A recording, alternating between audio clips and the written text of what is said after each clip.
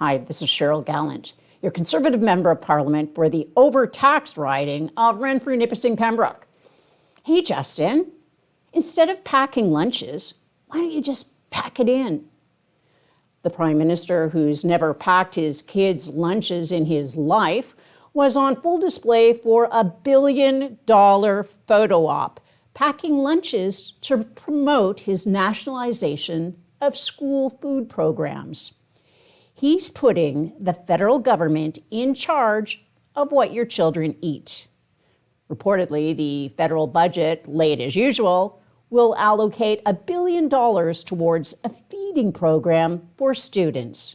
Wow, isn't that nice?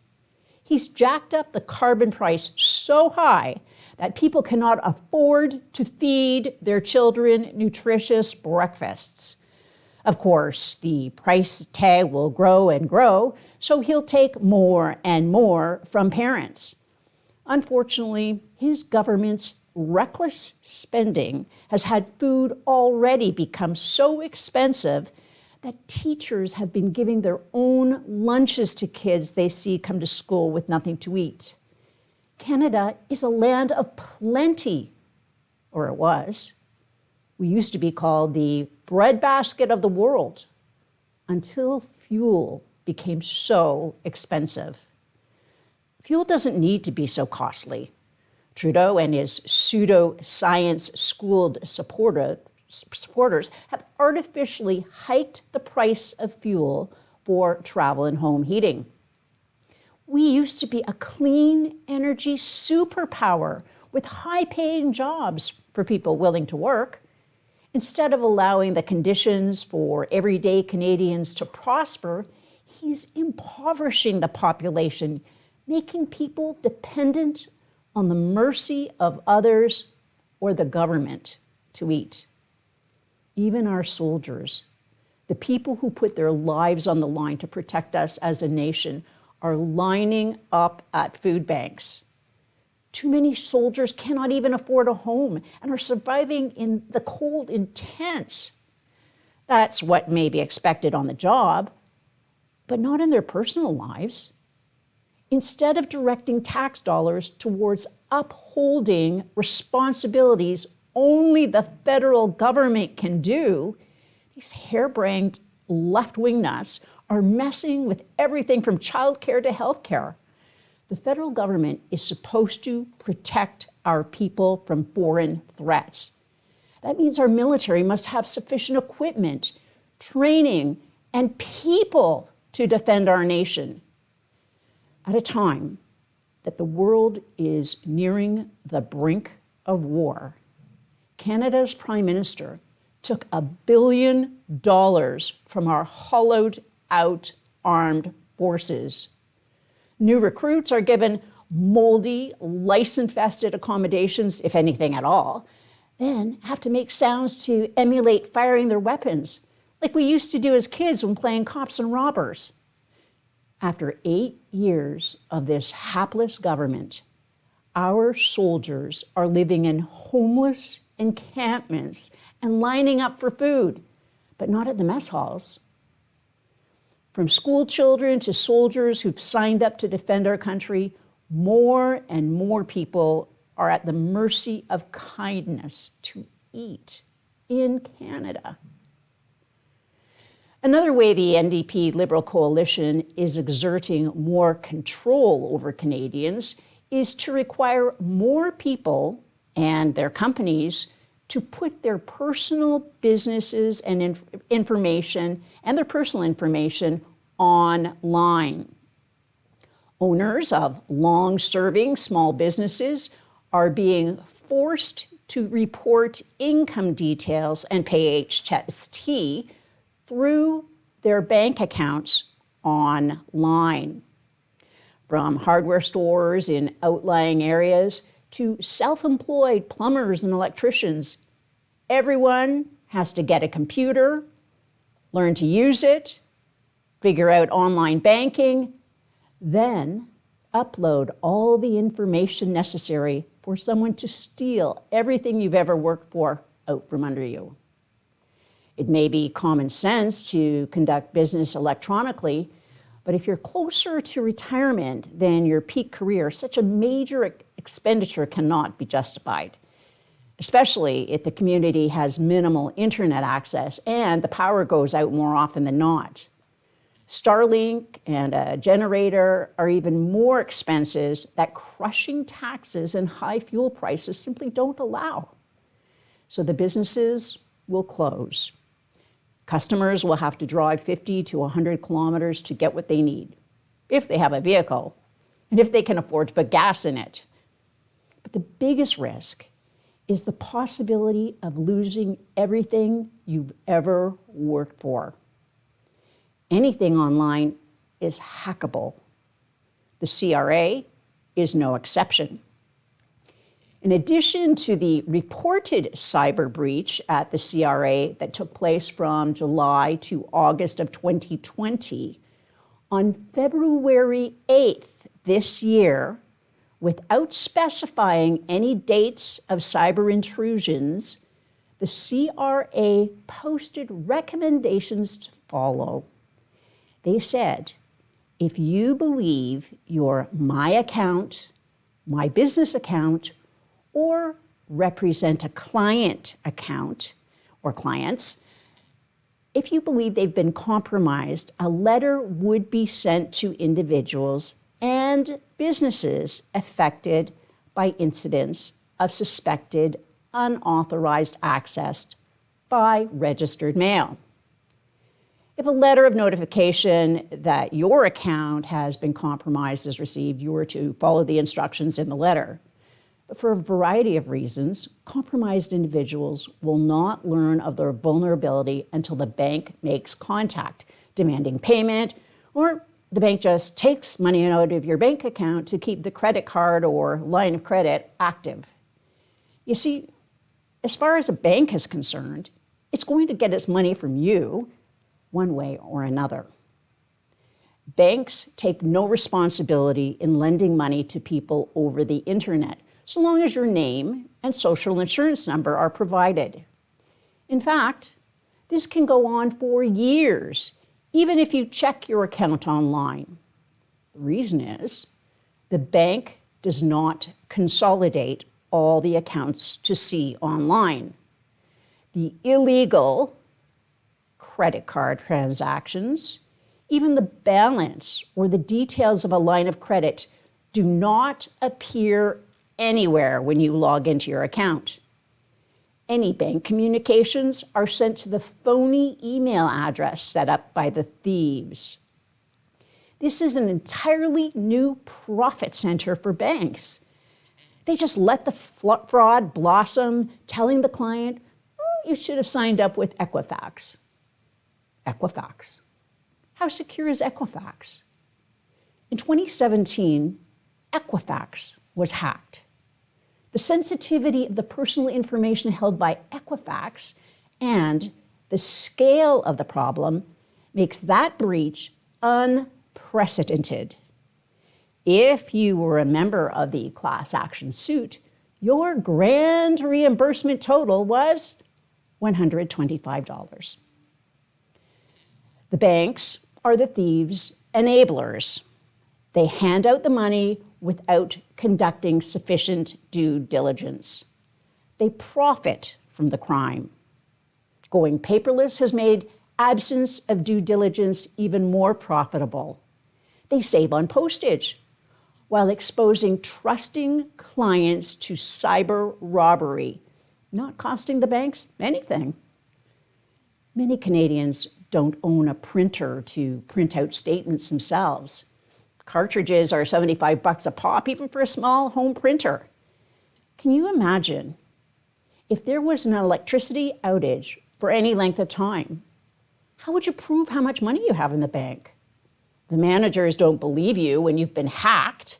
Even if they do, it's tough luck. How would you get money to buy food, to pay the rent, to make sure your automatic bill payments are actually going through? The banks charge to have any records mailed to you. This used to be the part of the cost of doing business. There had been a rule on the books banning pay to pay. I know that because I voted for it. That meant you weren't supposed to have to put out money to find out what you owe for bills. And you didn't have to pay for a service like internet to pay your bills. It meant you shouldn't have to pay for Starlink in order to get your bills paid. What happened to that law? Are they just not enforcing it? Or is that broken too? Under this leftist coalition, nothing is going to get fixed. The banks are the most powerful lobby in the country. Next are the telecoms. That's why the fees we pay for cell service are among the highest in the world. And of course, the pharmaceutical companies. I wonder what we're going to pay to have to get free pharmacare. You know, it's not too long ago, there was a shortage of medicine for diabetics.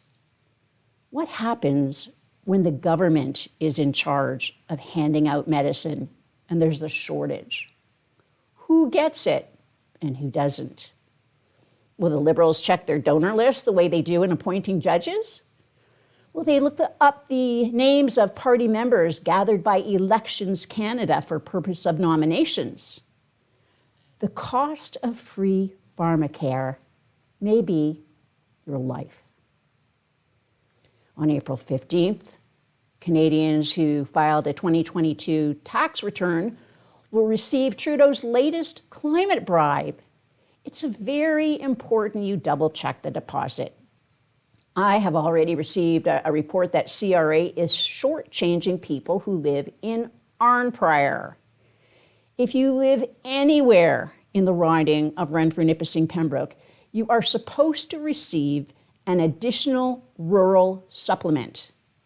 Last year, people who lived in Arnprior and McNabb-Braeside were denied the rural supplement.